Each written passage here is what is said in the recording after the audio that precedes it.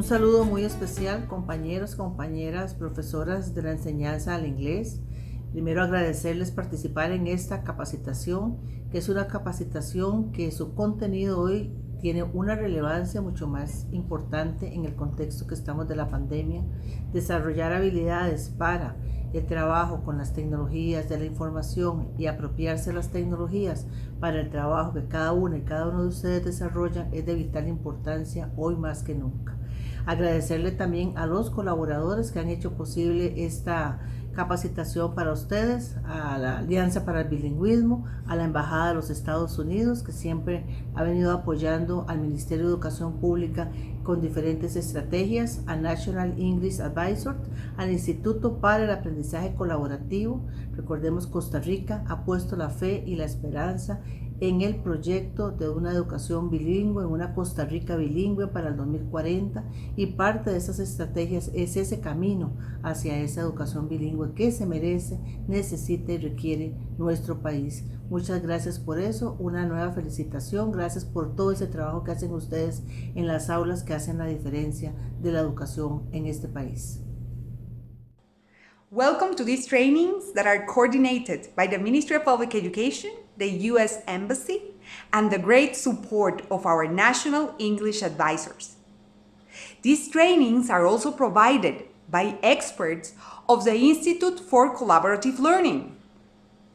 These professional development experiences will help you explore new methodologies, new ideas, and to develop new skills in order to enhance the continuity of learning process of your students. You will also have the chance to develop new ideas and new approaches for distance learning. We hope you will find wonderful opportunities to grow in terms of professional development, and you will enjoy and share experiences with other partners. Have fun!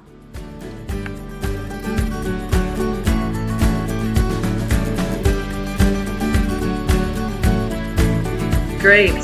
From the Alianza para el Bilingüismo. Good morning, Manolo. Good morning, Mary, and everyone. Good morning to the national advisors. Good morning to regional advisors and all the teachers that are joining this wonderful experience and conference. I also want to congratulate Matt for his presentation yesterday. It was awesome. Everyone was having a great time with you. Thank you. It was really good. Thank you very much, Matt. And also, well, I would like to say to the teachers today that I want to thank you for all the work you have been doing during this time of crisis. It's very important, the things that you're doing with your students. We have 1.5 billion students at home, and they need the support of their teachers. And I know you're doing that, and you're doing that very well. The idea of today's conference is to give you ideas how to work with your students from distance, which is one of our challenges today. And for that, we have a special team of experts that will help you out with all the questions that you may have about this new process that we are experiencing. So I hope that you guys enjoy this workshop. I know you're going to do it because the people that you're going to have in front are really experts on the topic, and enjoy the time. Thank you, Mary. Thank you to the embassy for coordinating this activity with us. Thank you to all of you, and I'll be around. I have to go in a while for another meeting, but I will try to come in sometimes when I can, because I really enjoy these presentations. Thank you very much. Great. Thanks so much, Manolo. Next, we're going to invite Carmen Chinchilla from the U.S. Embassy to speak. So, Carmen, I'm going to give you the spotlight and unmute you. There we go. Okay, thank you. Good morning. Manolo, Mary, this amazing team that it's doing incredible things. My beloved national and regional advisors and teachers On behalf of Ambassador Sharon Day, welcome to this professional development opportunity. Today, it is with no doubt that you are making history. So many teachers join in one spot at the same time. I'm sure that you are going to learn a lot.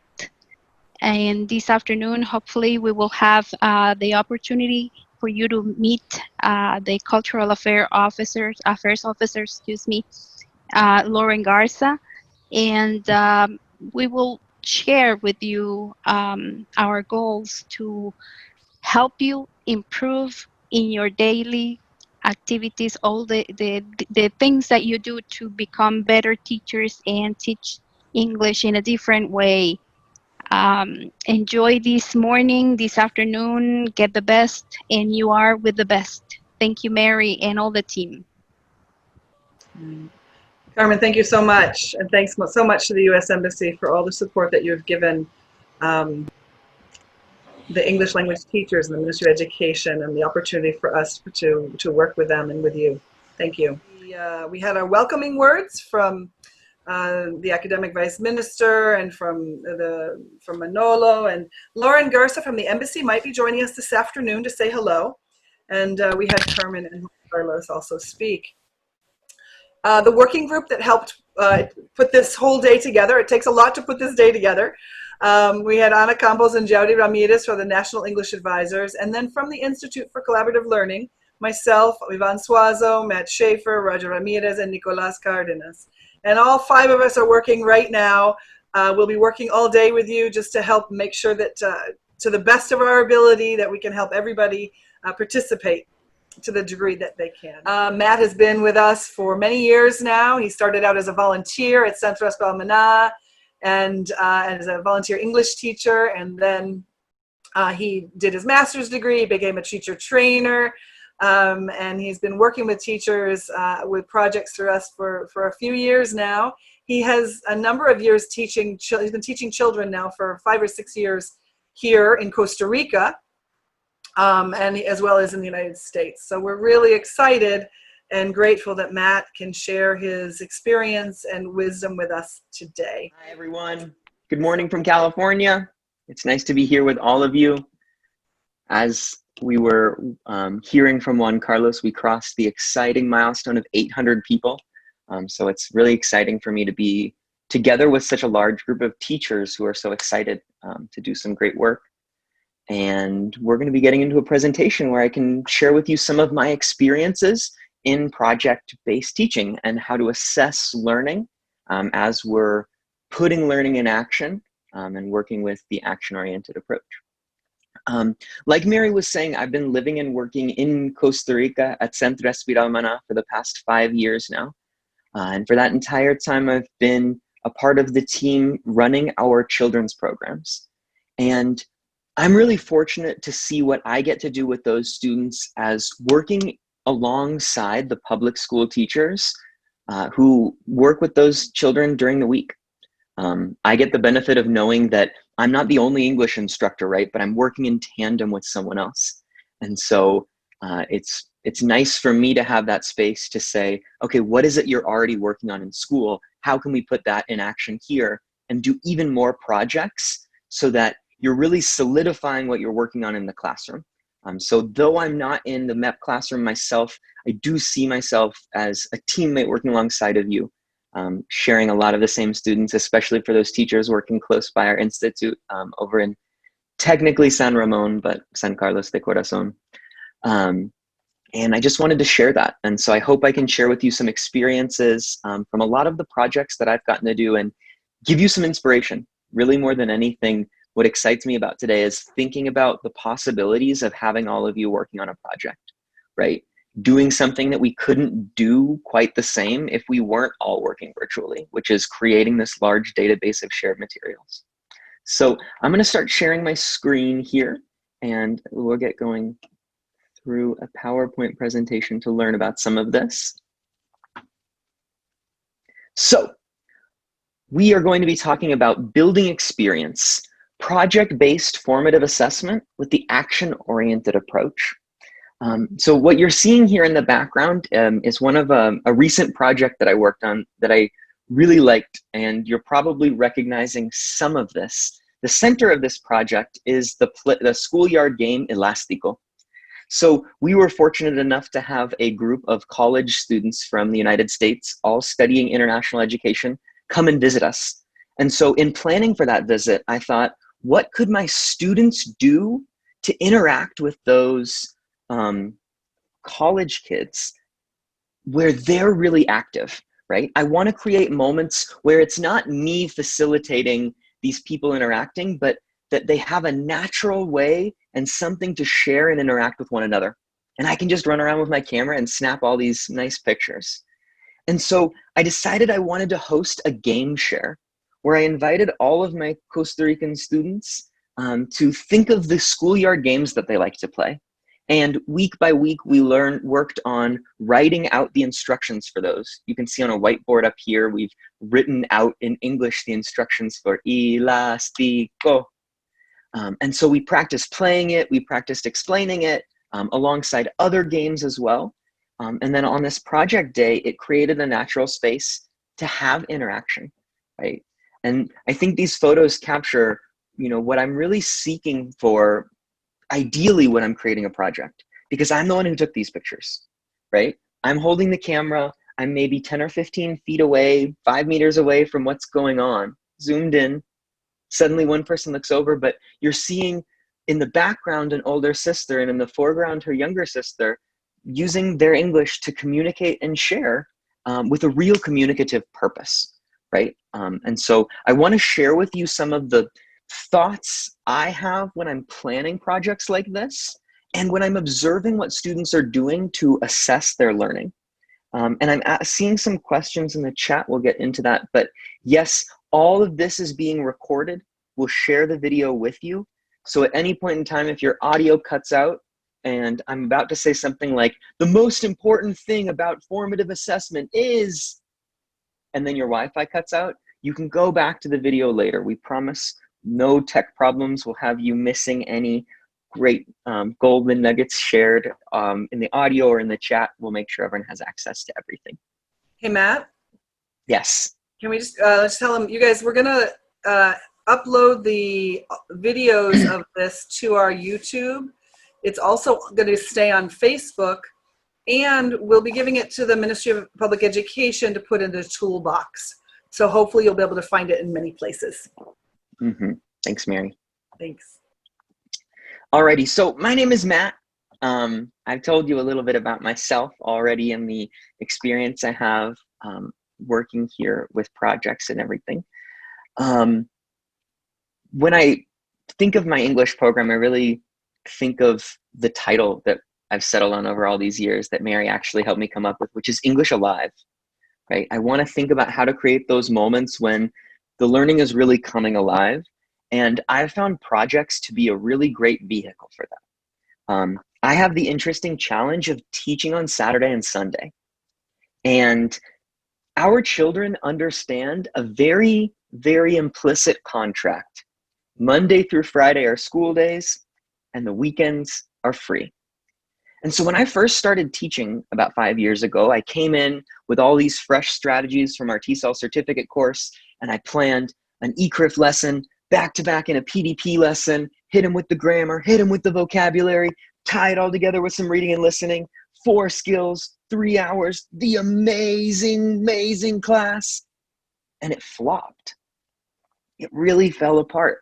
And it took me a while to realize why in these classes I was struggling.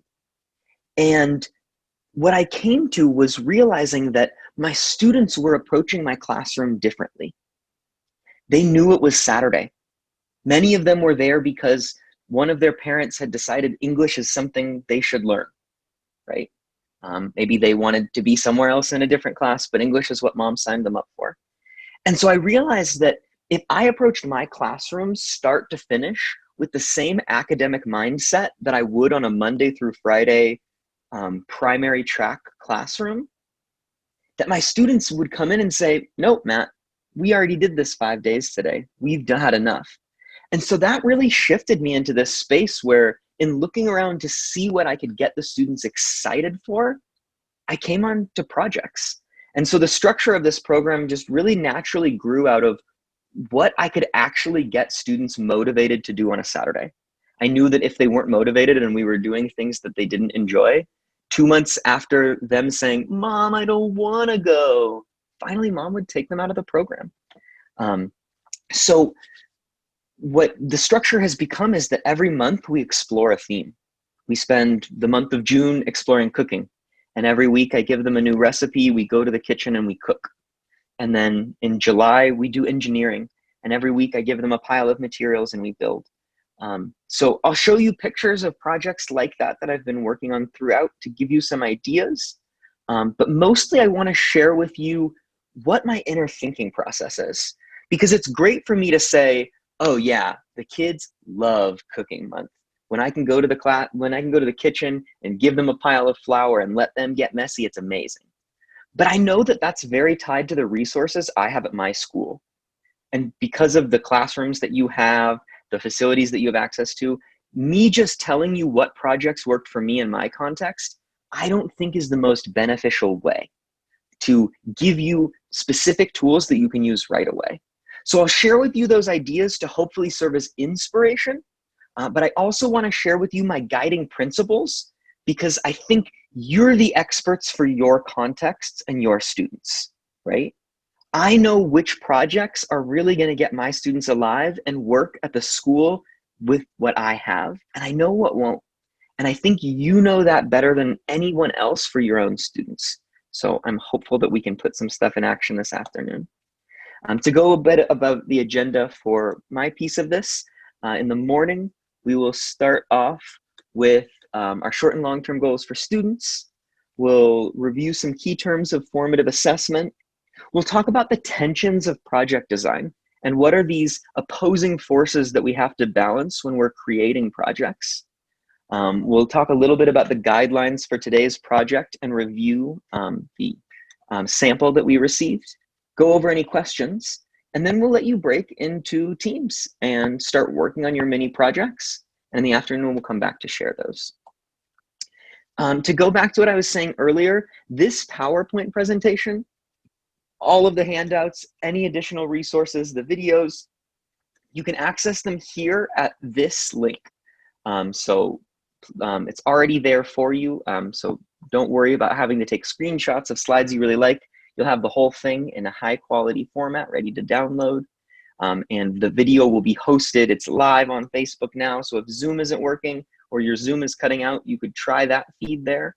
And we hope we can find a way to get this information in touch with you. So here's what I hope for today. I hope first and foremost that we take care of ourselves as learners and human beings. I think for a lot of us, what I was seeing in that survey is we're working in a new mode now. And I might have years of experience knowing the physicalities of what it's like to go to a school and work there. And when my workday becomes standing in my bedroom next to my computer all day, the physicality changes.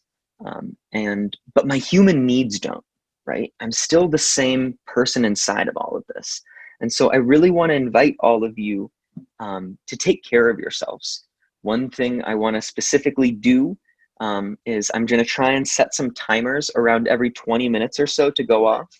I hope we finish today inspired and excited to keep teaching.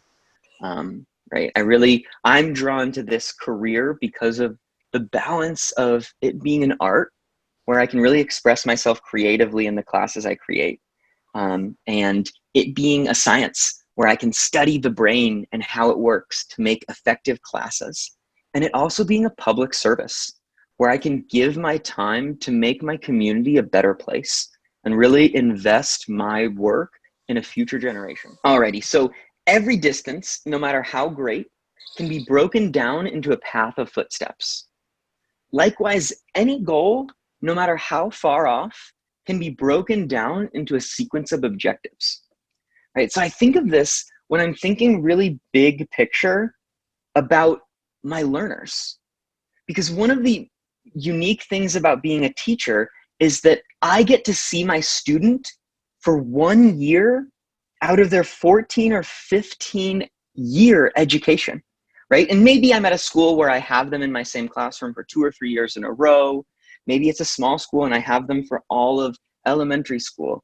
But still, at some point, they're passing off to somebody else, right?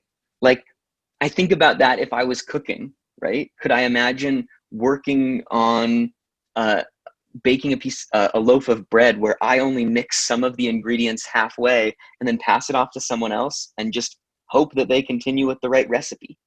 So, and another thing I think about with this is I imagine a really long footpath. I take the metaphor very literally. If I'm trying to go somewhere far away, I can't just walk there in a straight distance. If I open the door to my house right now and just start walking straight, I get about 4 or 5 meters before I hit a wall. And then I have to turn, right? Any path to any great distance has to twist and turn and sometimes go to the left and to the right and spiral back around. And that's what learning is. And so today, as we're thinking about assessment, I think it's also important to think about how that metaphor holds true for the path of learning. It's not a straight line. Because I know sometimes when I'm assessing my students and reflecting on the effectiveness of my class, I look at it and I'm like, well, you didn't quite meet my objective. You didn't travel one step forward in the straight line that I wanted for you. And I think it's important for me to remember that as a teacher, yes, I try to facilitate moments that guide students to take one step forward in a specific direction. And they're all on their individual paths of learning. And so they might be wandering a little bit to the left or to the right, and some of them might be going one direction and some of them another, but I have to trust that over this great distance and all these years, they're going to get there. So I want to shift that now and put that on to y'all and find out what you're thinking about your students. When we think about those students that start off with us in elementary school, getting on the bus for the first time, who start growing up and learning skills, learning to make things all on their own, start expressing themselves in interesting ways, wearing masks, costumes, dyeing their hair horrible colors, growing their bangs out way too long. As these students grow up across the 10 to 12 years of their elementary school career, what enduring understandings and skills do we hope to give them along their journey? What are those big picture things that we hope for their students? So I'd like to take a few minutes to invite you all to think about and share your ideas with that questions. So you can pull out a notepad or open up a note in your phone and make a list or a mind map or a free write. You can share some ideas in the chat, wherever and however you'd like. I'd like you to think about this question. What long-term aspirational goals do you hold for your students? What enduring understandings do you hope to give them? So I'll give you some time to think on that. And I'd love to, if you're willing, to have you share some ideas in the chat so we can talk about those things. But thinking really big picture about the goals of our learning. What's our ideas? So your enduring understanding is you want your students to learn and use language in a real context. Yeah, I see that, Maria. I think that really speaks to the action-oriented approach and thinking specifically about what's the action of English, right? Well, it's using it to do something. One of my personal goals for this communication, yeah, that's a great one. I want my students to grow big and strong imaginations, right? That's something that's important to me.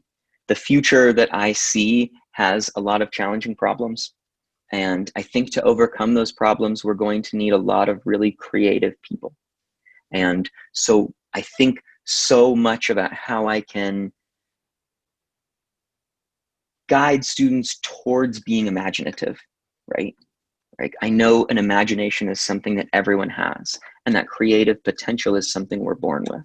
But how can I create opportunities in my class that lead towards that endearing understanding and skill of imagining? Being future presidents and leaders of the world, that's nice. Self-confidence, creativity, absolutely. To enjoy being able to communicate, I think, and to enjoy, I think those are all really great things.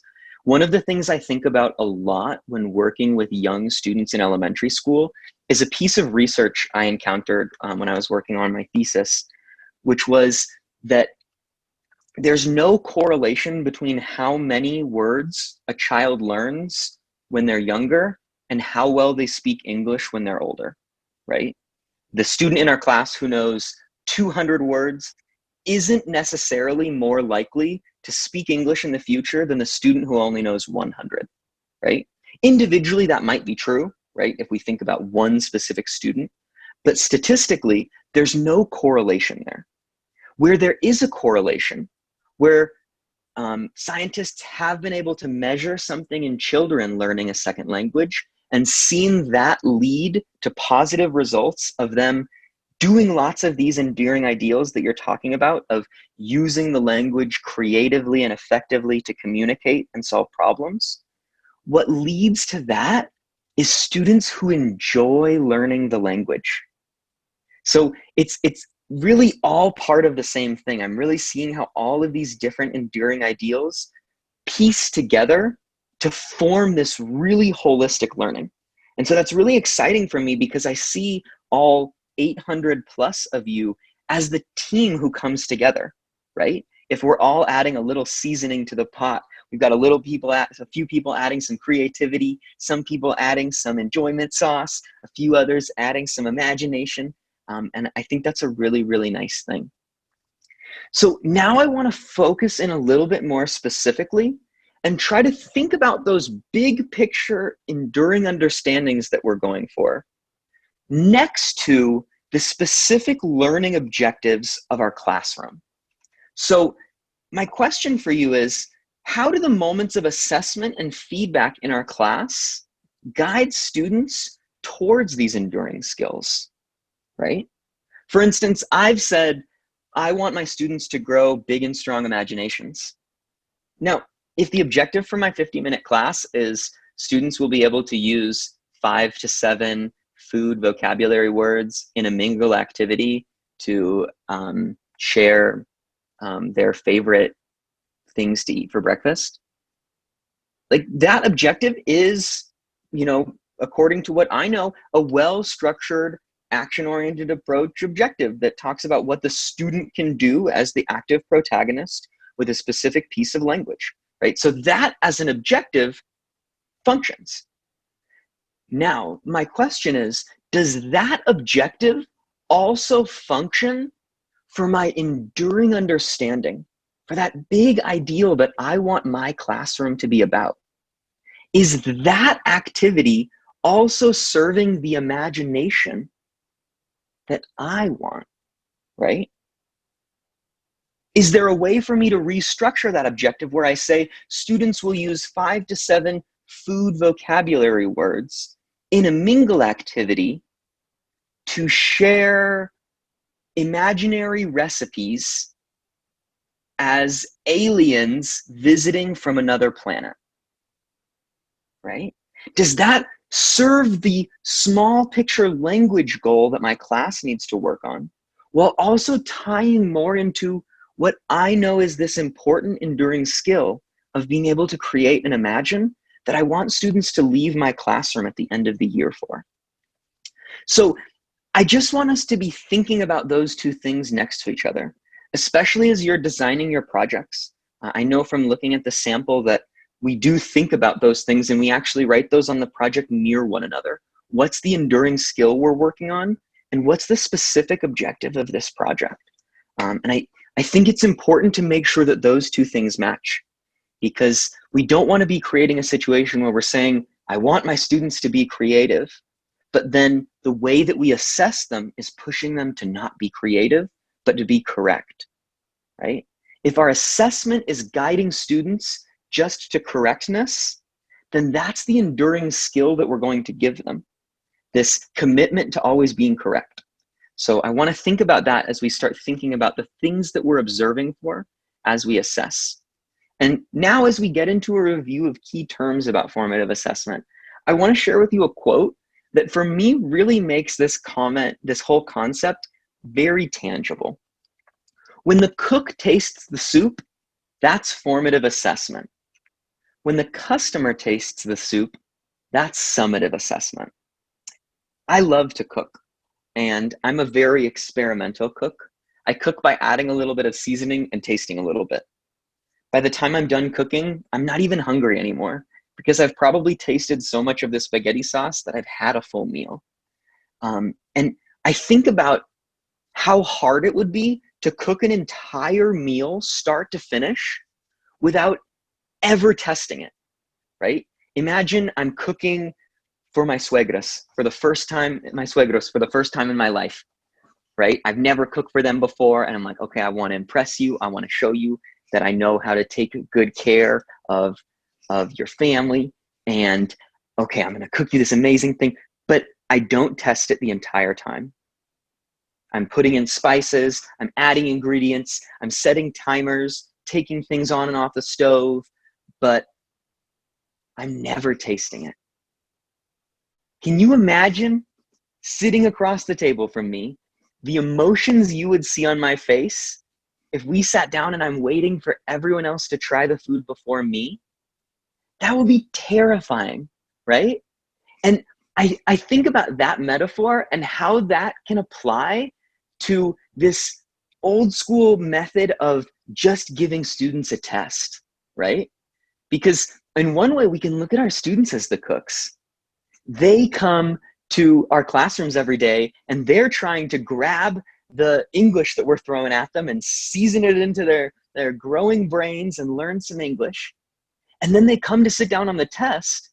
And if they've never tasted and gotten feedback on the soup of learning that they're creating, they're going to be really nervous, just like I would be with los suegros if I'm not tasting the food that I'm cooking, right? So as we're thinking about these formative assessment terms that we're about to review, the question that I want to approach with all of these is, how do these give me more opportunities to taste the soup, right? Because I also think about how in that situation, if I was really cooking for other people, I might invite someone into the kitchen, right? I might call over to my girlfriend and be like, hey, come here, taste this. Is this too spicy for your dad? Right? And I might start getting other people's feedback. And I think when we as the cooks stop being the only person in control of the process, but we start getting other people in to taste the soup, right? And in this metaphor, I'm thinking of the soup as the student learning, right? When I'm doing my part to influence the student learning and assessing that, tasting and seeing what's going on, and the student is also doing their part to influence the soup, and they're getting to taste it and see what's going on, then we're working together to create a final product that works for both of us. So that's why I think this metaphor is really, really powerful, because I think it takes something that is naturally a social process for us, right? And a process where feedback is not only nice, but delicious. And so I want to see how we can get that going in our classrooms. Now, I'd like to give you a mini quiz, and I didn't tell you about it, and I realized that we're here, it's not even 9 a.m. and I'm giving you a pop quiz. Now, I'm not going to grade you. I think we've got about 6 different key terms that we're going to review. And so I invite you to follow along at home, keep track of your own score if you'd like. If you'd like to share it with chat and connect with others about how many questions you got right, you're welcome to. But really, I just want to make sure that as we continue talking about how to integrate formative assessment into projects, that when we use words, we're using the same words in the same way. So a lot of these terms I've pulled out of a training that you did a while back, I believe with Anna. So some of these might look familiar, and if some of these are new, it's a great chance to broaden your vocabulary in talking about teaching. So key term review. Choose the definitions that match the term. The term is action-oriented approach. An educational approach focused on A, teaching English using movement, B, what the social agent is able to do, C, students completing tasks and projects that accomplish real-world objectives. So take some time. I'm seeing some answers in the chat. Seeing a lot of C. I see good test-taking skill in there because project is in the title of this presentation. So I'm seeing a really good strategy there. The answers there are B and C. So in general, the action-oriented approach is thinking about what the social agent is able to do, right? Our student, what can they do? Their can-do statements. And more in specific to the topic we're talking about today, being able to do something, those can-do statements come alive when students are completing projects that accomplish real-world objectives. So for me, B and C really combine to show us not only what the action-oriented approach is, but how to do it, right? For me, if you asked me, what's the action-oriented approach and how do I do it? That's my two-sentence answer, right? The action-oriented approach is when we focus on what students can do and how to increase that. And we do it by creating projects and real-world situations and supporting students to being able to do those tasks. And I wanted to put this in here because I know this is new for all of us. It's new for me, right? I've been talking about teaching for years, and this term is new to my vocabulary. And I think it's important that we all practice how to talk about this so that, again, when we come together, we can talk with some shared language. Next term to review, action-oriented approach objectives. So action-oriented objectives always, A, use positive wording to state what the learner will be able to do. B, have one specific way to assess completion. C, correspond to a written test. So when I wrote this question, here's what I'm thinking about. I'm thinking that action-oriented objectives use positive learning to state what the learner will be able to do. So that's those can-do statements, right? And I think it's a really important thing to think about because it's a shift, right? Summative assessment usually is graded in terms of how many questions did you get wrong, right? We go through and we mark with X's everything wrong. And so that's assessment focused on what the learner can't do. The learner can't answer this question correctly. They can't do this. They can't do that. And when that mentality is at the center of learning, we're creating subconsciously this feeling of our classroom is about what can't be done. But when we shift our assessment and we're looking for those moments to celebrate our students, right? We're actively seeking moments to say, that was great English. That was great active English use. That was very creative. I'm giving you points for that. Yes, yes, yes, yes, yes. That's where we're creating a classroom where the subconscious energy is about what can we do, right? And I think that that secretly guides our students, right? Because, you know, we're working with 7, 8, 9, 10-year-olds. These kids think they're tricky, right? I remember being 8. I thought I was more clever than every adult. I thought I knew all the secrets and I was sneaking behind their backs. And so when a teacher would give me a test, I'd be like, oh, they don't even know, but I can figure out what the secret answers to the questions are because I'm so clever. Like, I was 8. I didn't know what was going on in the world at all. And so I think our students try to play that game, right? They look at the assessments we give them and they say, okay, what does this adult in front of me want? And so the subconscious message of what we're assessing really is going to get communicated to the student. Now, having one specific way to assess completion, that's nice, right? I think later we'll talk about assessment tools and what tools you can use to assess. And as a teacher, I think it's nice to have a tool specific to assess the completion of a project, right? If you're guiding the students to do a project, you should have a rubric and share that with them and use that to guide them specifically to what you hope they can do. But when I was looking through what I saw in the new curriculum, there are definitely examples of projects, but there are also spaces where there might not be one exact assessment material for each objective. Or maybe there's one and you might want to add another. So that's just what I wanted to bring up, that there are a lot of examples and materials to use inside of that curriculum in terms of assessment tools. And we always have the ability as teachers to add on top of that, right? Because we're the eyes and the ears and the brain and the heart inside of our classroom doing that observation. So we want to make sure that the tools in front of us are working with our experience of the class to get there. And C, correspond to a written test. When I think about a student who can take a written test, I think about what's the can-do statement there, right? And for me, the can-do statement is the student can complete decontextualized language exercises in a written test, which is a skill. It's a skill that I have. When I was in elementary school, I was really good at tests. I loved taking tests. I could finish them very fast, and I always got good scores. I think I just saw it like a game, so I wasn't scared. And I recognized that that's a skill that I have, test taking. Now, the reality is, now that I'm an adult, I don't take a lot of tests. It's not often that Mary comes into the office and says, hey, Matt, here's a written test on the present progressive. I'd like you to show me your knowledge of the language, right? So even though I have that skill and my schooling really helped me develop that skill doesn't come up in my life a lot, right?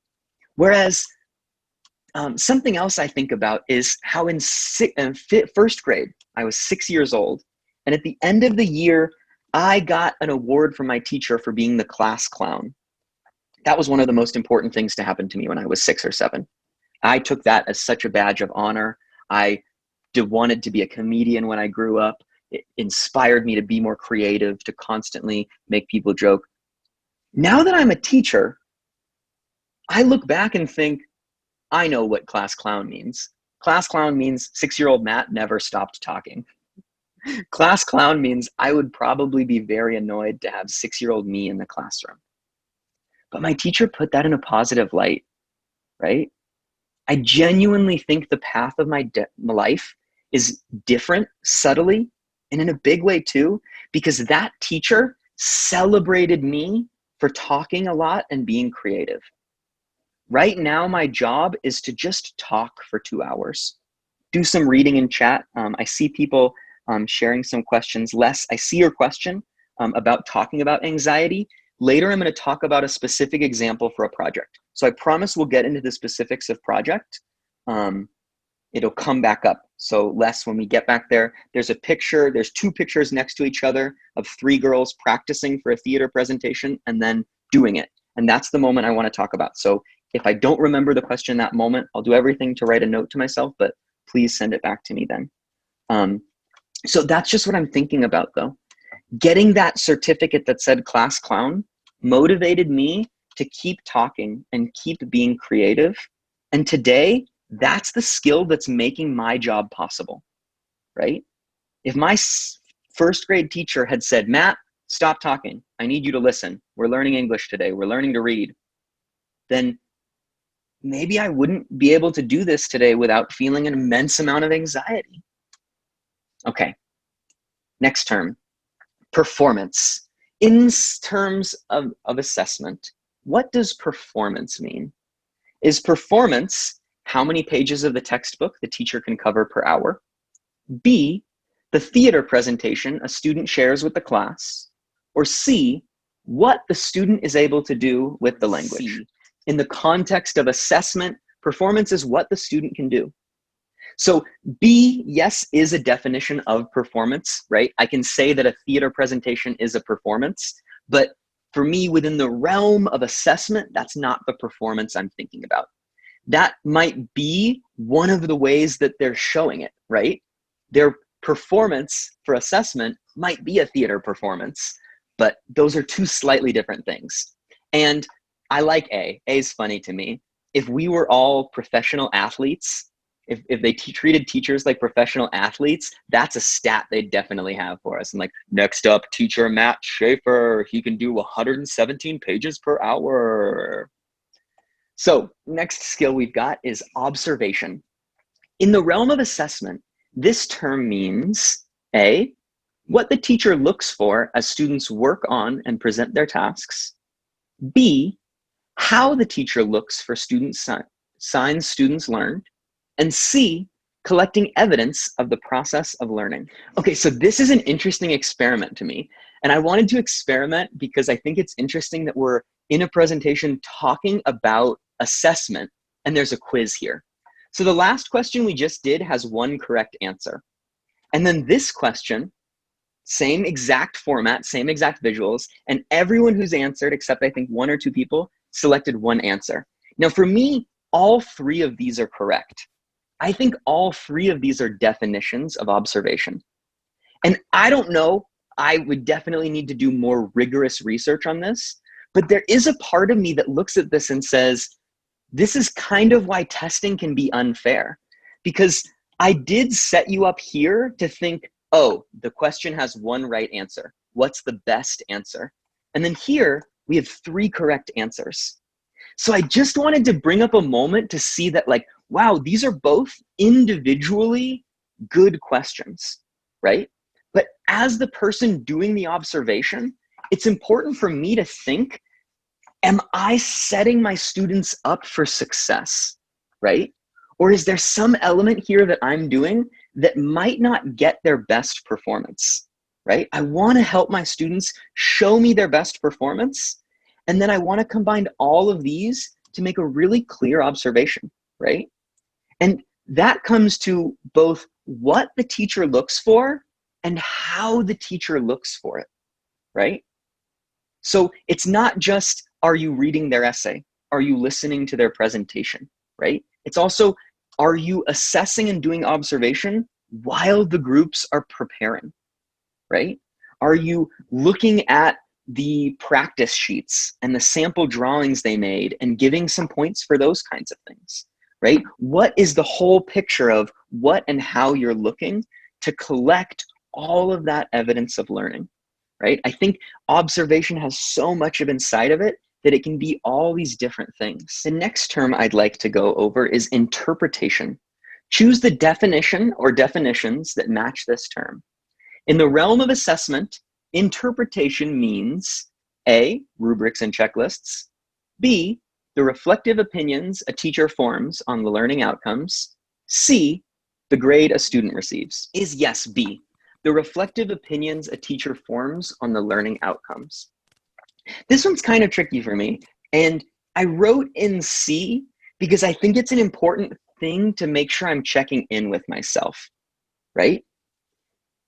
Now, it is possible to have grades that are opinions, right? How pretty is my student's drawing? 1 to 10. That's my opinion. There's no objective way for me to give 10 points based on how pretty is your drawing. I could make a really nice rubric, but at the heart of that, beauty is subjective. So there is a way that grades can be opinionated. I also think, especially when we're dealing with students in this age, we have to be very careful about that. Because one of the ways our students are developing is they're developing around their social sense of equity, of what's fair, right? Think about how many times you've heard some version of the phrase, ay, profe, ese no es justo, right? And one student convinced that what they're doing is significantly harder than what other people are doing, or that things aren't fair for them. It's because our students are developmentally learning about recognizing and analyzing fairness. And so that means that if our grading system is this open to interpretation system, we're going to create friction with our students, right? They're already learning and they're not good at it, right? It's never fair for them. Every time that grade isn't as high as they wanted and their mom wanted, no es justo, teacher, right, Adriana? And so I see that and I think it's really important at this age that my students feel like what my grade I'm giving them is fair. Because the real goal here is that this grade becomes feedback for the student. I want the student to be able to do something because of the grade I'm giving them. I'm hoping that giving them a grade isn't just something I'm doing because it's Friday and I have to. I hope that giving them a grade is one more footstep in the journey of their learning. And so if I give a grade and my student's reaction is, no es justo, I don't think that student is ready to hear me and take that as feedback.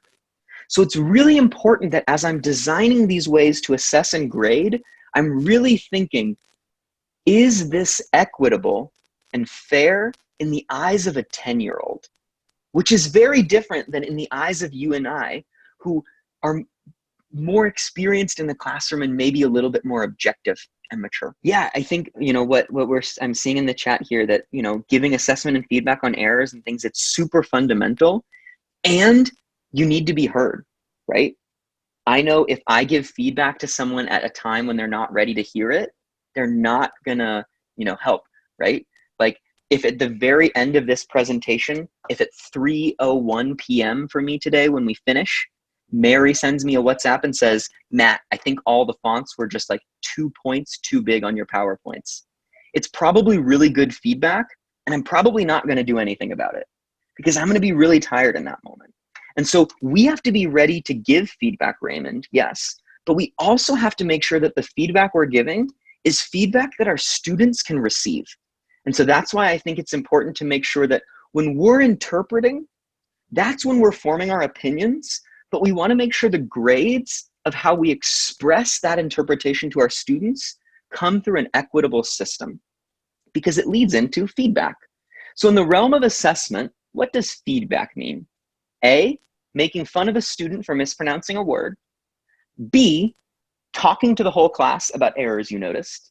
And C, the grade a student receives. I think all three of these are different strategies of feedback. I'm mostly seeing people writing B.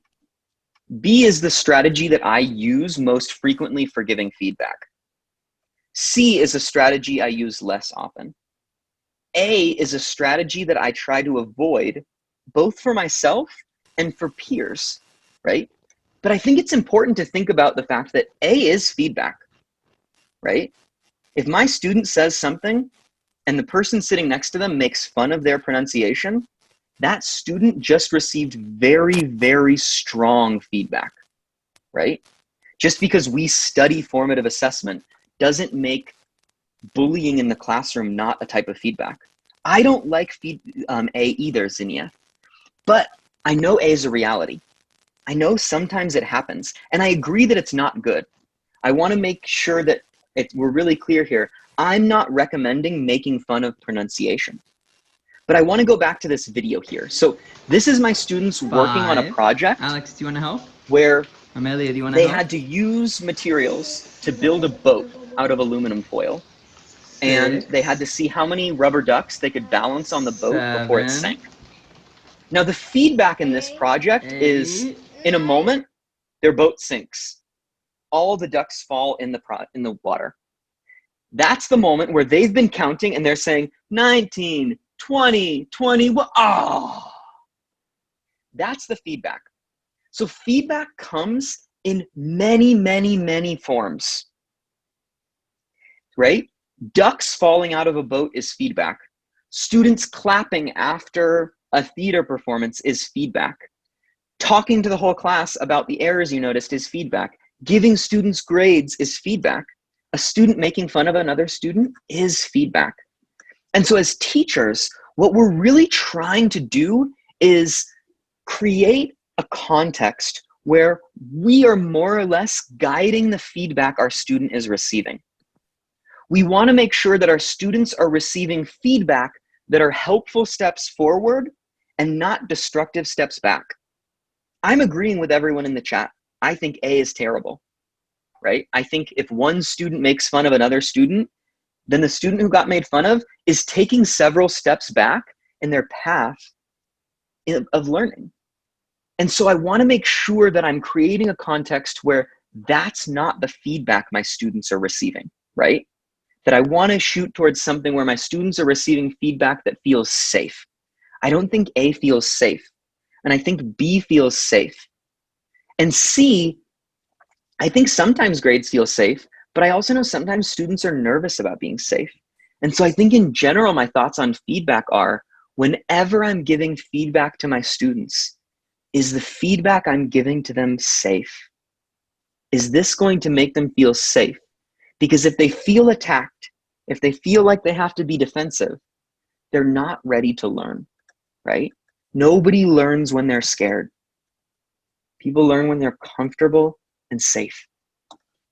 Okay. Oh no, I missed the slide where I asked you the question.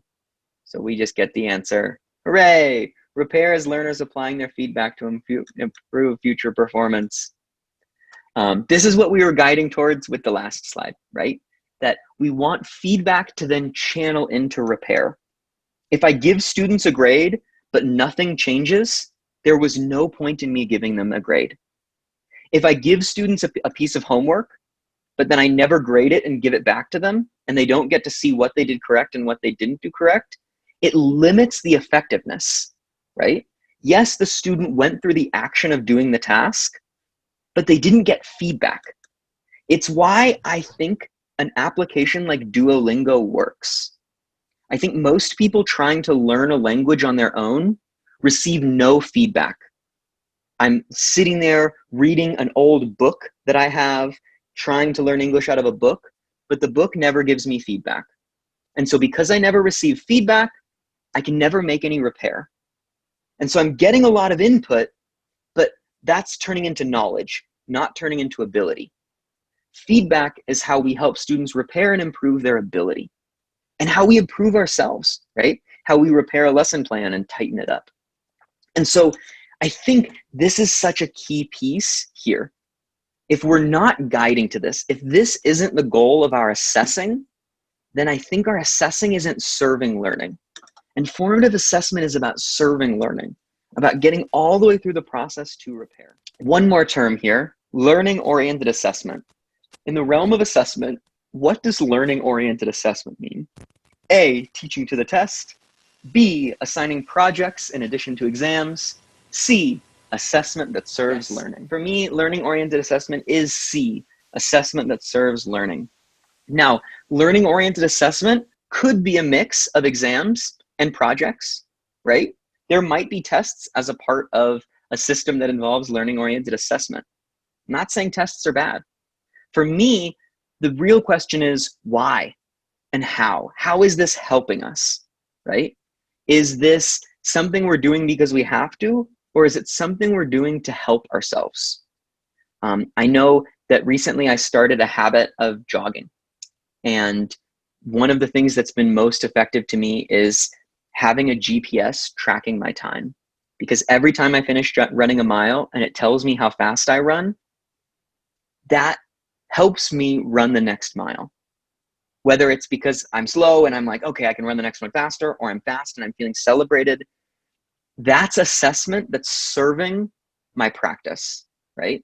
Hearing the feedback and that loop of being told how I'm doing serves into doing more.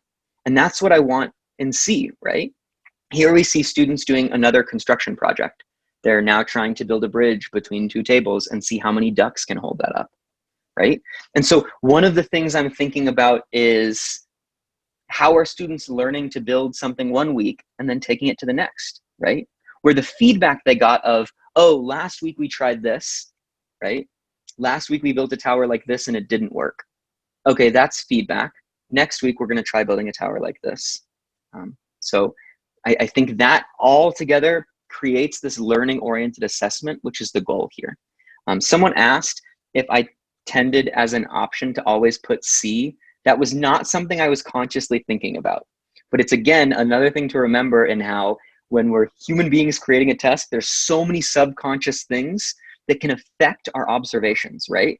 If I choose C too much, that might play mind games with my students, right? I might have one nervous student who says, no puede ser C siempre, tengo que cambiar algunos de estos, right? And if I have all the questions have one answer except one having 3 correct answers, that could affect my students too.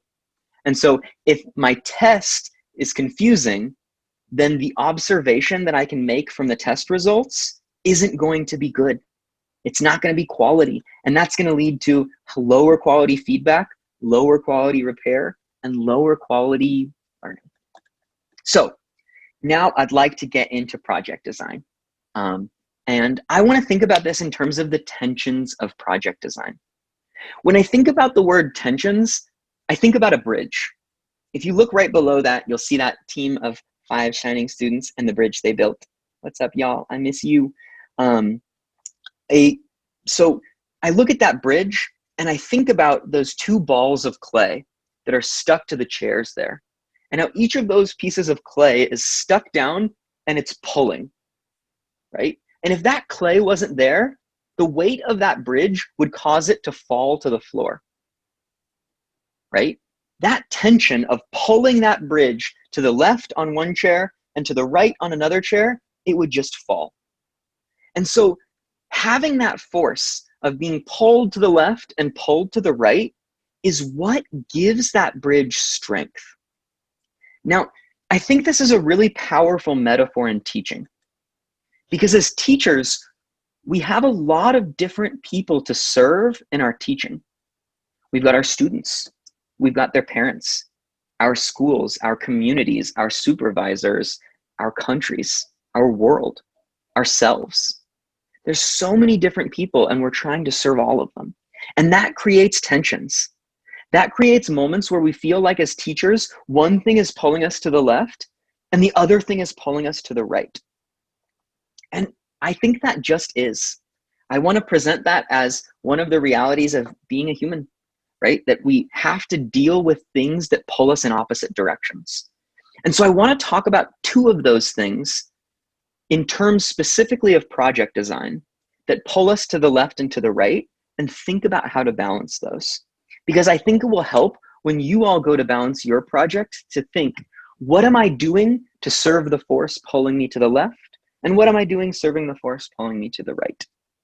A quick note I want to mention before I forget, you'll see that throughout the PowerPoint, I'm sharing lots of pictures of my students from our program. I miss being in the classroom. I'm sure many of you do too. And so I wanted to be able to spice up our day and remind us, what that wildly surprised face looks like when Alejandra's tower from her team makes it that tall, and all of that joy. And I also want to mention that I have specific signed photo permissions from all of these students' parents. So another thing I want to just mention and think about with you all together as we move our teaching practices more into this digital space is thinking, what does it mean to share photographs of children online? So I've explicitly explained to all of these children's parents, I work with a lot of teachers at MEP, and I like being able to show what we do in our classroom so that we can talk about it there. And my parents have said, oh, that sounds great. Right? So they're happy and excited that we're all here together. I hype y'all up every time I mention that and I say how excited it is to work with teachers, but I wanted to mention that. So back to the tensions of project design. So I missed a slide in here. So projects that are open-ended and can be completed in many different ways create more space for each student to shine. So that's one thing I've learned about projects, right, in doing them, that the more opportunities and ways that a project can be solved, the more likely it is that one of my students will shine. If my project is write a song, write me a song in the past tense and sing it to the classroom, I might have one student who knows how to play the ukulele and loves to sing, and that student is going to shine. And the rest of my students might hate that. They might be up there being like, baby shark, do, do, do, do, baby shark, and really not excited because that realm isn't where they shine. When my project is create an audio-visual presentation that uses weather vocabulary and includes more than one person talking to each other, right? Well, and then I give them examples. Right? You could do a video that's a weather broadcast. You could do a role play where you're talking about what to wear together. You could create a poster that's a guide of what clothing to wear in different parts of Costa Rica based on weather patterns. So by giving them different ways, we create more space, right? I'm seeing comments of teachers in the chat, like Maria, who's saying that same thing, that they're shocked, right? And I think one of the reasons, Maria, that feels so shocking is so much of the classroom is about telling students what to do and when, right? And I think about how important it is to have that space for the students to make choice, right? One of the reasons our students love El Recreo is because they get to make the choices, right? Do I want to play soccer today? Do I want to sit on the grass and talk to Maria Fernanda? Do I want to go eat my snack early? Do I want to go try and buy a bag of chips through the fence from Poi, right? The students get to make decisions. They get to feel powerful during recess. And so I think about preschool, right? I think about the group I was talking with yesterday and how in preschool, we're really attached to this idea of centers and having time in the day where 3-year-olds get to decide what they want to do.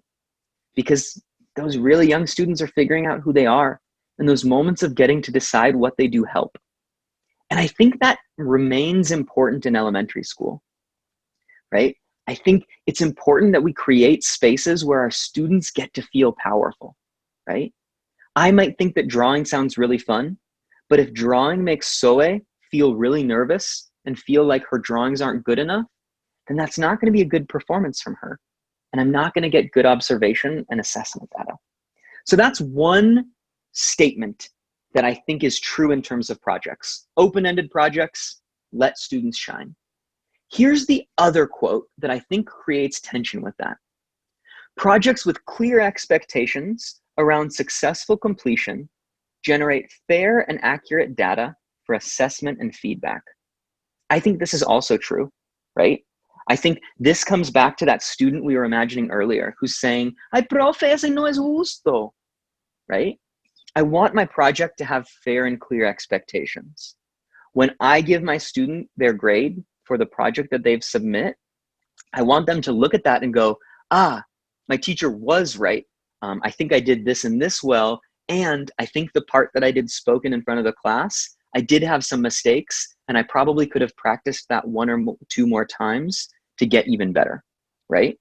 That's the ideal that I'm going for. And so having clear expectations leads me to that. Because if I just say, okay, Raul, you can create a song, Ingrid, you make a website, Danya, you make a poster, Josue, I don't know what you're going to do, but anything you do is okay for me because you're Josue and you're the crazy guy. Everybody do your project your own way. Just use weather words. That would be as open as I could get, right? Everybody do anything, just use weather. Now, if I did that, I'd be very, very open. And on the day when everyone presented their projects, you might have someone come in and they hold up a picture on their phone of the sun and say, "Sunny, that's my project." And another student comes in and they're like, "I spent 2 weeks learning to code a website. It took me 300 hours. Here's this." And then little Josue comes up and he's like, "Profe, ese no es justo," right? One student spent 2 minutes making their project and the other student spent 200 hours. So we really want to balance these two forces, right? On the one hand, we know open projects inspire and motivate students.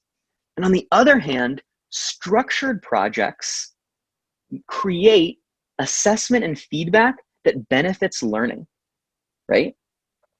Yeah, I think, Nancy, that openness I'm talking about is also tied into creativity.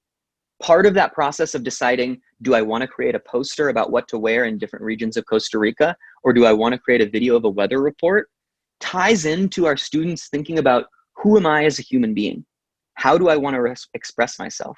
What creative means can I use to get there? And it's super motivating. But it can lead us to this situation where then everyone's created projects that are so different that it's like, how do I give grades to a song, a website, a book, a photograph from a cell phone? So these forces pull us in opposite directions. I think they're both very important. I don't think one is more important than the other, right? These two statements are the two balls of clay holding the bridge of project design up. That's why I've got this bridge right between them. I think we need both sides of these to create a really strong project. If our project isn't open, if there's just one exact way to complete it with no space for student creativity, we might get some students who are motivated, and we'll probably get some students who aren't. And we might even get some students who don't do the project because maybe they didn't have access to a video camera, right? So especially when we're thinking about how flexible we need to be with everyone's at-home learning situation, we really need to get some openness in there. Now, in terms of being structured, projects with clear, we also want to make sure that's fair, right? So that we can give good feedback. So what I want to talk about now is how can we make our assessment more open, and how can we make those different paths through a project more structured? I know my assessment is very structured. I know my project design can be very open, but how do I flip that? How do I make my assessment more open and my projects more structured? How can we create different options for completing a project that each have a strong structure? And how can we assess our students' projects in more open ways? So I'd like to share with you some experiences I've had from teaching projects that I think help us answer these questions. And as I'm sharing, if you have some experiences that you think help answer these two questions too, please feel free to share in chat. I have that window open down here and I'm reading your chats. With 900 of you, I can't say them all out loud, but I am seeing it and trying to synthesize a couple together. So, tensions of project design. Oh, I'm blanking on the name, but Lev, someone had a question earlier and it was about what to do when students have anxiety about projects. This is my slide for you. So here we see a group of students working on a project. This is Jimena, Sara, and Elena. And that girl right in the middle is the girl we're going to be focusing on. She's in a teal, like a celeste shirt. She's the tiny one. She's the little sister, and her big sister is right there next to her. So that's Sara, and Sara is very, very quiet. Just when she speaks at a very low volume. I tend to notice that she speaks more often quietly to the people next to her than loudly to the whole class. And I see those things that I would interpret, those observations that I would interpret as shyness. She's also really, really intelligent. Both her and her sister won our regional spelling bees at their school. They went on like 2 or 3 levels into that English Fest competition. So they know a lot of English. And I know specifically Sara is shy. So on the left here, we're seeing them practice. They're at Centre Espidomana and they've got some props and costumes and they're figuring out what their theater presentation will be. That's the project for today. They have to create a theater presentation. On the right, they're presenting. Now, I want to focus on the right for a second. What I see here, and this is a screenshot from a video, and I didn't put in the whole video because I wanted to make sure this PowerPoint was easy enough to download, but what you watch is mostly a conversation between the 2 older girls. Sara's there. She says 1 or 2 things, but mostly she stands back and watches the 2 older girls have a conversation. Now, if I assess that moment, I see 2 students who are completely fulfilling the requirements of the project and using language beyond my expectations, and I see 1 student speaking less frequently, not using all of the language I'd hope to use. If that's the only moment I'm assessing, Sara's getting a really bad grade. Now, she's one of the smartest kids in my class. So when I look at that situation and think, how is one of the students who knows most about language and can do a lot in the right context with language getting a bad grade?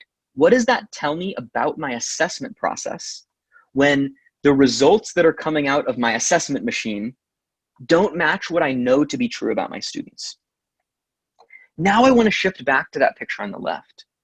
This is the 3 of them practicing. It's hard to see Sara because she's right behind that pink wig, but I love this photo because all 3 of those girls are smiling and laughing so genuinely. Like this to me captures the joy of projects. But that whole time they were talking, all 3 of them were talking together. Sara was taking a very active role. Like when I'm sitting in a whole classroom situation, I see her as constantly just listening to her big sister.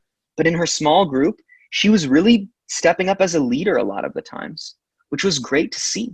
So one of the things I'm thinking about here is how if I'm only structured if my feedback is so structured that I'm only assessing the outcome of the project, I'm only assessing the final piece of this, that's not going to work for some students. That student we were talking about who's anxious and doesn't want to do the project, they're going to get bad grades because of their anxiety about performance. And this isn't a performance anxiety course that we're teaching. It's an English course. And so we want to make sure that we're opening that up. So one of the strategies I want to recommend here is assess everything, right? Have an assessment rubric or a checklist so that while you're observing students preparing projects, you can give them and recognize their English there too, right? Because that context on the right of having a live audience of her peers might not be the space where Sarah shines. But Sarah's a smart young girl and she can shine. And so my goal as an assessor is to think, what are the collection of opportunities I can create so that all my students have their chance to shine and show me what they can? Yeah, Hansel, exactly what I'm saying. We're assessing the process in addition to the product. And I think that idea right there is the answer to the question we had earlier of what do we do when students are anxious and don't want to perform, right? Here's an example from a new curriculum of a mini project and what it looks like. I just wanted to bring up what this looks like. So this is about creating a weather forecast. There's some self-assessment in here, some reflecting on the teams and everything. I just wanted to bring this in here to not just be showing off my context. So when I look at this, I think about how I see here space for these two tensions that we are trying to balance. And when I'm reading the box at the top, one of the things I notice is that to me, it seems like there are several roles inside of this project, right? There is the role of being the person who's presenting. There's the role of creating a poster. There's the role of creating a script for what's going to be presented, talking about the clothing and everything. And so even if I want to make sure that all of my students make a weather forecast, right? Maybe I want my students to have the same general project structure. I can create some openness inside of this project by expanding that idea of roles together, right? Maybe I add on top of this project and say, every team is going to have a director, 2 weathercasters, a producer, and a scribe. And I have a written explanation for what each of those jobs will do. And now we think back to that student who we were just talking about, Sara. She definitely doesn't want to be a weather forecaster. I know when she grows up, that's probably not going to be the career path that she takes. Now, granted, she's 8 and she could change a lot in the next 10 years. So I'm not trying to limit her and say that she can't. This isn't me saying, Sara, you can't be the weather presenter, right? But by giving her the option and saying, hey, in your group, you can choose one of these 4 roles and do one of these 4 jobs for your team, that's going to create a space where Sara can be the really smart speller and work on writing down the script and writing the words for the poster. And her older sister, Elena, can focus on being that confident speaker that she is and be the weather forecaster in front. And they can each develop the skills that make them unique. So that's what I think about in terms of openness with a project like this, right? That's a space where I could see, and I already see the roots of it with what's here. And so I could see if I know my students and I know that that kind of openness will help them, that I can expand there. And having this self-assessment can still work on all of those different roles. And it might help a student like Sara to say, wow, I did this role and I actually didn't have to speak in front of my audience. And so maybe when I have to say this question of, I can produce short, simple sentences about indoor and outdoor activities orally, Sara's gonna know doing her self-assessment that she didn't do that, right? And that might be an active push for her to say, hey, maybe next time I choose a role, I wanna make sure I get to at least say a little bit in front of the classroom. So that's what I'm thinking about here, how by having these self-assessment pieces that could work with every role, then students doing different open tasks can each still be able to have a similar assessment. I see Adriana bringing up a point. You're right, when we're in a classroom, we can assess everything because we can walk around and observe. But when we're in a house, we're not able to assess everything. You're right, the strategies are going to have to be different. For me, like one direct strategy I could say around that is if I'm gonna assign a project for my students to work on for a week, and I'm saying, okay, I want you to create a poster about the different weather regions of Costa Rica, I might create an assignment on Teams on Wednesday that says, upload a picture of your poster so far. Let me see where you are in your process. If it's just a picture of a page you're taking notes on, that's okay. If you started drawing your poster, that's cool too. You're going to get 5 points just for completing this assignment, right? Now, if I create that assignment in my Microsoft Teams page, if that's how I'm running a virtual at-home classroom, now I'm giving my students encouragement to be working in the process. And I'm creating an opportunity for me to see it, right? So I have to create those moments, you're right. And so I think your question is an important one. Okay, my students are doing projects at home. I can't watch them working. Well, how can you create a moment where you can? How can we make that possible? If I know I want to observe my students' process, then I need to create a space for them to show me their process. And I get that not all people have internet access. That's why I'm trying to not just straight offer do this type strategies, because the over 800 people we have connected have 800 different realities. So you're right, it could be different. Maybe if I'm doing a project in a distance way via packets, then it might be that I have to do it across 2 weeks. And week 1, I distribute a brainstorm sheet and my students fill it out and then they bring it back and they give me their brainstorm sheet. And then in week 2, they actually work on their final project. And so I can look at the brainstorm sheet and then compare that to the final project. And that'll at least give me 2 different snapshots so I can look at the process. So I totally see what your questions are, right? I think there are a lot of current challenges of how to bring this to life in distant learning. It's going to take some creativity, but I can see in the questions you're asking that you're trying to solve the right problems, right? We're doing projects at home. How do we observe the process? That's a wonderful question to be asking right now, because when we find the answer to that question, then that's how we get to have this openness. The answer to that question answers these questions too, right? Okay, now we're more open in assessment because we're seeing the process even though my students are working in our house, okay? And one more example I want to give you just to show you how openness and structure can look on a rubric. So this is a rubric that I used in a classroom I was working in with younger learners. Think more on the ages of like 5, 6, and 7, so young elementary schoolers. And this wasn't specifically on project design. This was more of just general classroom behavior, but I think it shows an openness that's really nice. And in particular, because part of what we're doing with this new curriculum and this new push with ABI is working towards bilingualism, right? And so when I think about a teacher that's guiding students towards bilingualism, I think about how important it is to develop their Spanish and their English, right? And it might not be my primary task to develop their Spanish, but it is something to remember that if there's a student in class who's translating English into Spanish, that in that moment, they are showing me one of the skills of bilingualism, right? So that was something I was thinking about as I designed this rubric.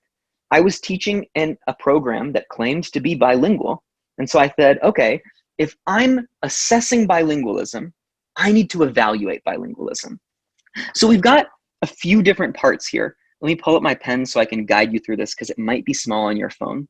So this whole first chunk here are all about what the student can do during structured time. So for me, these are classroom activities. If I'm showing flashcards and having students touch the food vocabulary that I'm saying, that's structured time. If students are doing role plays where they're buying and selling pictures of clothing, that's also structured time. I've created an activity and my students are doing it in class. And so here we have 4 categories. Elias talks with the teacher during structured time in Spanish. Elias talks with the teacher during structured time in English.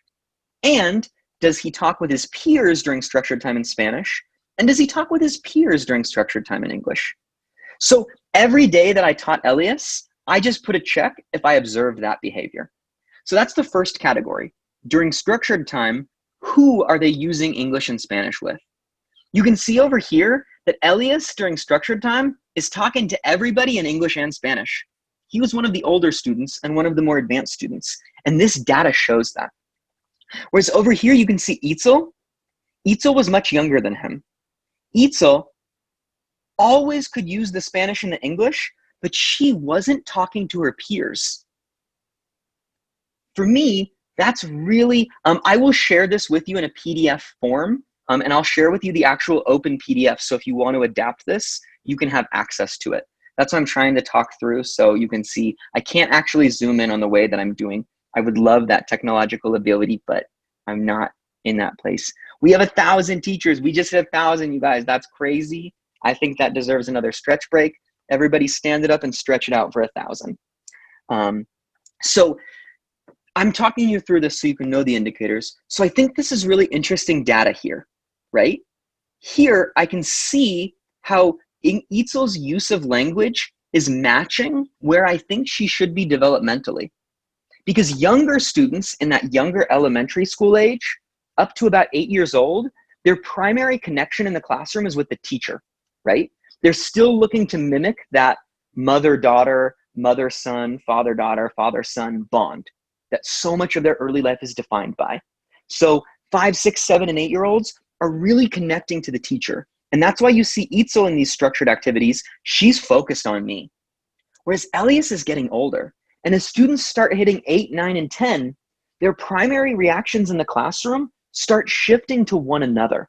And that's why I'm seeing Elias use more English and Spanish with his peers. That's something I can share with her parents, right?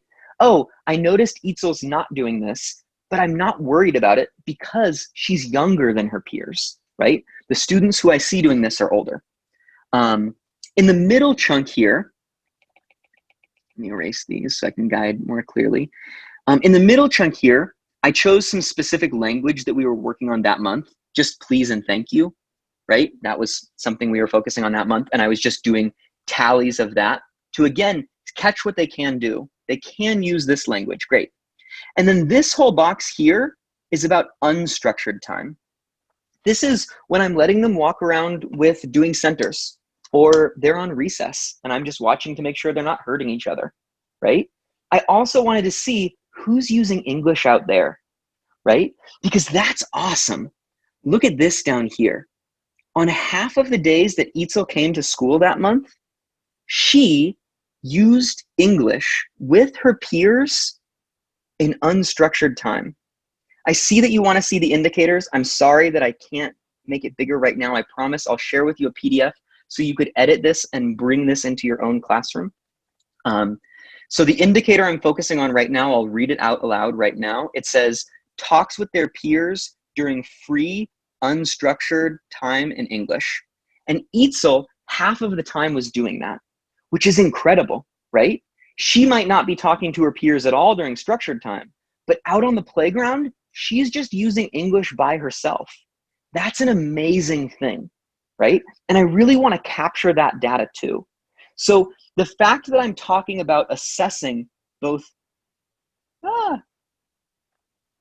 structured and unstructured time here gives me that openness to assess with the specificity.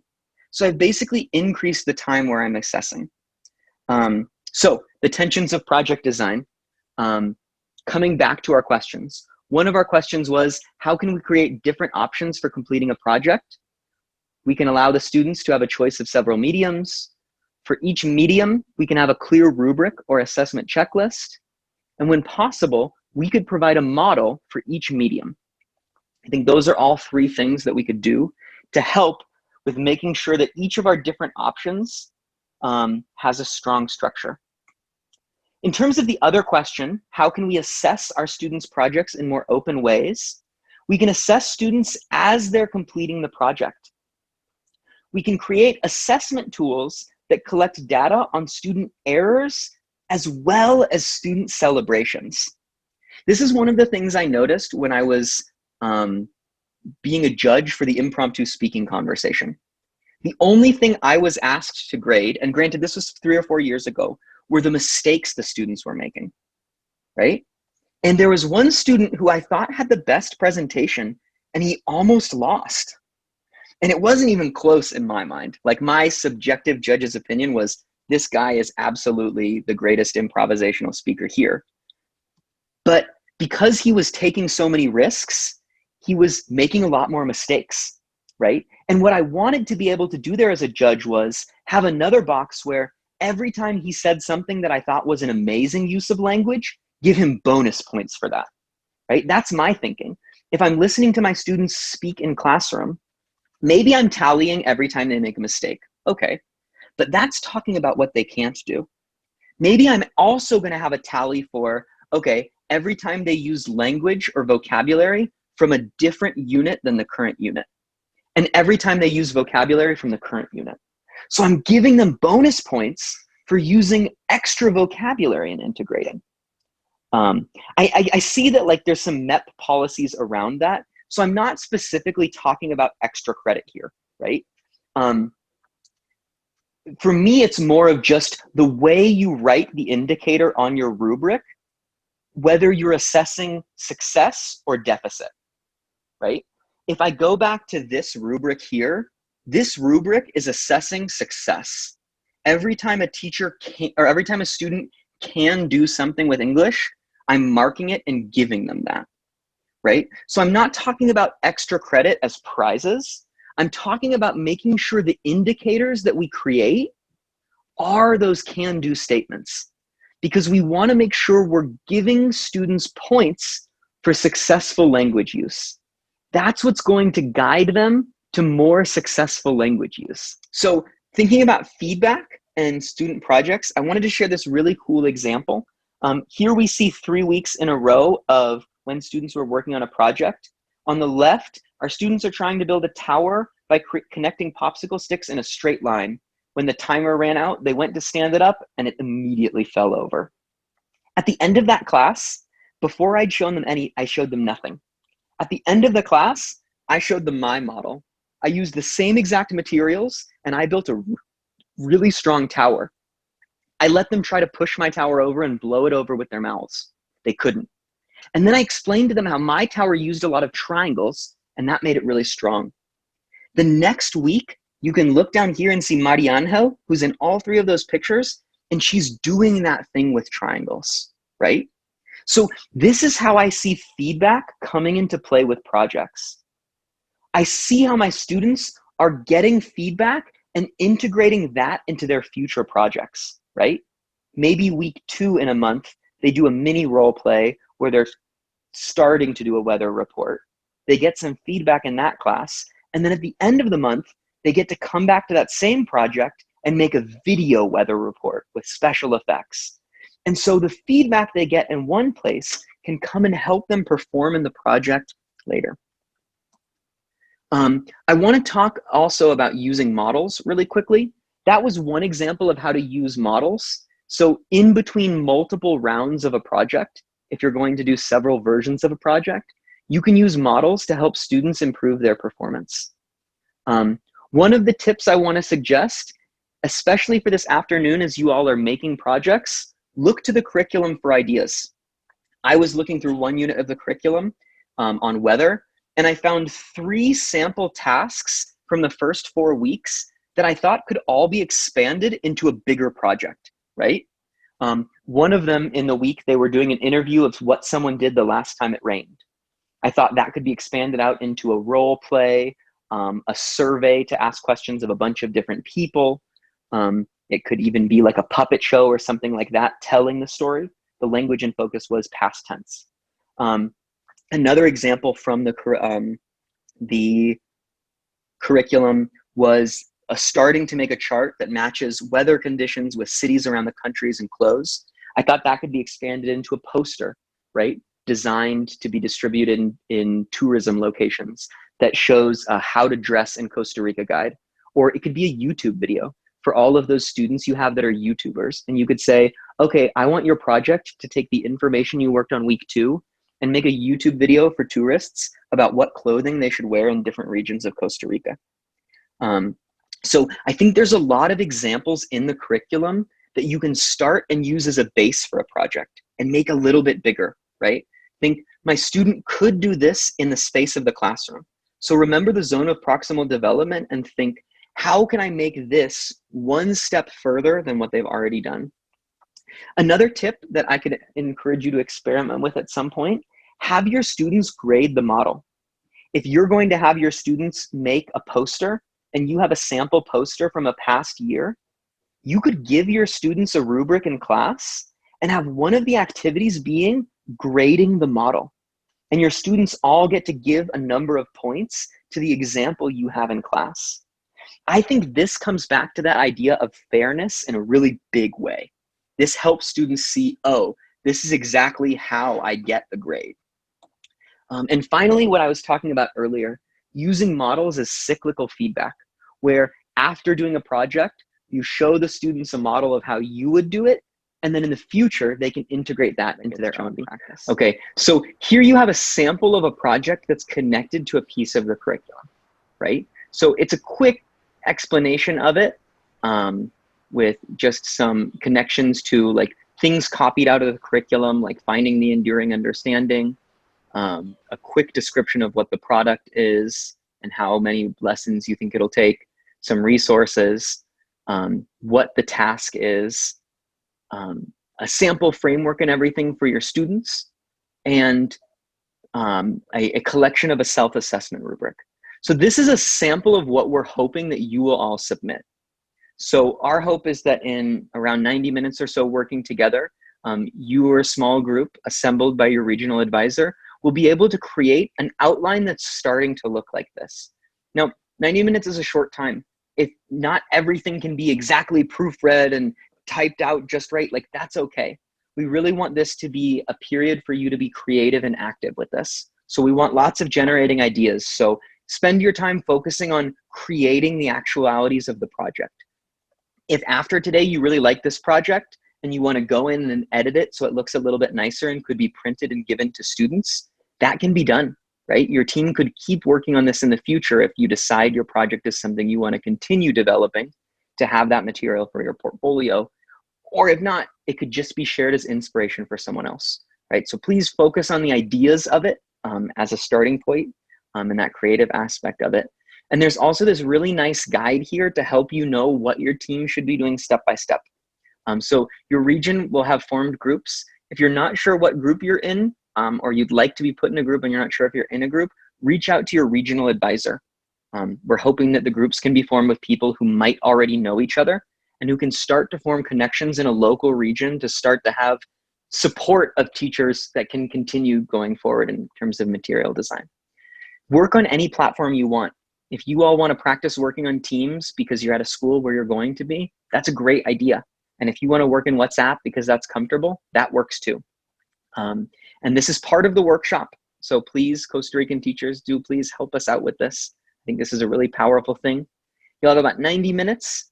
When you finish, please send the task to your regional advisor, okay? Your regional advisors will collect the tasks and then they'll share them with us and we will upload it in a Google Drive so that you will all have access to everyone else's ideas, right? We're hoping that at the end of today, we've taken advantage of the 1,000 teachers we have connected to create a pile of ideas to inspire us all moving forward with projects, right? And maybe I'm not going to do the project exactly like Emmanuel out in Pérez Zeledón designed it, but by seeing what he would do with his students, I might get an idea of how I could adapt it and do it with my own students. Thank you all for your attention, for your hard work. and for all the hard work that you're doing with your students, especially in this time of this corona crisis. It's important and it's amazing. And we here at the Institute for Collaborative Learning are really actually in awe of you all and very much appreciate it.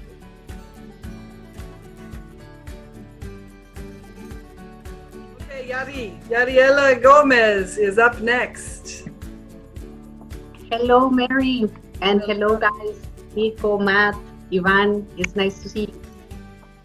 Great to see you and hear you, Yari. Well, this project was created by some teachers in Puriscal.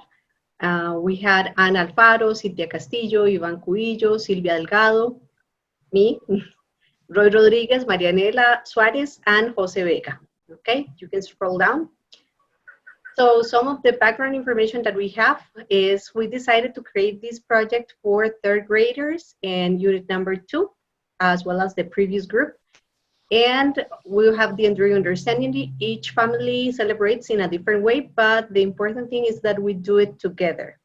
And at the end, what we expect from our students is that they can have the arrangement of a birthday celebration, okay?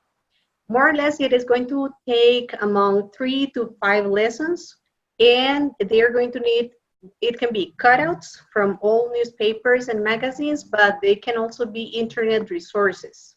Okay, so we're giving them the chance to decide if they want to do it, let's say with paper or cardboard, or if they want to do it with online resources. Then you can continue. This is just an example of the materials that they use in third grade for this unit. So something that I like about this unit is that we include a lot of vocabulary, not only for celebrations, but also for the food that we eat, the typical food that we serve in these celebrations in Costa Rica, the decoration and some other things. So we wanted to incorporate all these in a mini project. Okay, you can continue. Well, these are the assessment strategies. Basically, they are taken from the syllabus. So you can, maybe we can see them later on, but I think they are familiar for most of the teachers. Then the task that we created was this one, okay? You are going to be having your birthday party. Decide with your associates the time, the day, the activities that will be part of the party, the location, decoration, the menu describing the food you will offer, and the list of guests. So in this way, we can incorporate more or less most of the vocabulary that we cover in the unit. And then they can create a short video or a PowerPoint with pictures and audio, or even a drama in a brochure to advertise the party, okay? And then you have to say to everyone why they should go to your party. So maybe you say, okay, we're gonna have delicious, a delicious meals that includes, I don't know, arroz con pollo or whatever, okay? Any of the typical foods that we serve in Costa Rica. Okay, and something important is that it can be adapted or simplified according to the group of students that we have. Here we have the stages. So first of all, we're going to ask students to start searching for invitations in the internet. Make a list. It can be on the internet, or they can ask their relatives also, because we always have an invitation in our house. It can be for a wedding or for a birthday or something like that. So if they don't have access to internet, they could start looking for invitations, all invitations that they have. Then they have to make a list with your group of sentence frames and vocabulary that they need in order to express the idea. So that would be like going back to the notebook and check the vocabulary that they need. Then create a short invitation, including time, date, place of the event, food. Create the menu that they are going to serve also, and the role play that they are going to have in order to invite another person to their party. And then also they have to decide the role that each team member is going to have. And let's see what else. Well, the idea then is that they can practice and rehearse.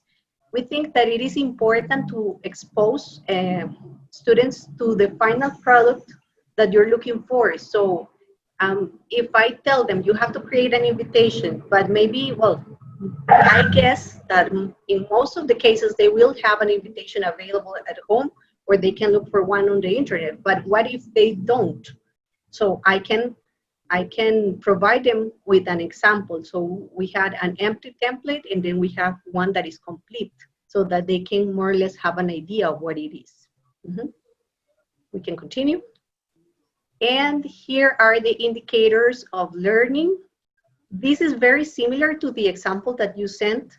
And we think we can use it in the classroom depending on the level of performance that our students have and their language skills. However, we think that since this is formative assessment, we could simplify this, because just by looking at these charts, some students will start to panic, right? I don't know, teacher, I don't know English, I don't know how to read this. Even if they haven't given it a try, right? If they haven't tried to read, they start like, hesitating about going around this task.